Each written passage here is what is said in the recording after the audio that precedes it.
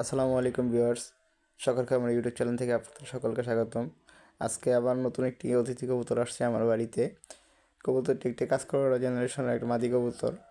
তো কবুতরটার ভিতরে হালকা ভেজি লাইনের একটু টাচ আছে। যাই হোক, কবুতরটা খুব পুরানো একটা লাইনের কবুতর। তো কবুতরটা আজকে কালকে সন্ধ্যার দিকে আমার বাড়িতে আসছে। তো আমি কবুতরটা রাখছি, এখনও কোনো খোঁজ খবর পাইনি কার কবুতর। কিন্তু এলাকায় আশেপাশে কারো খোঁজ খবর নিয়ে দেখলাম এলাকার না কবুতরটা। যাই হোক, আর এর পিছনের ট্যাগও নাই, কোনো ইয়েও নাই যে আমি তাকে ফোন দিব কবুতরটা নিয়ে যাওয়ার জন্য।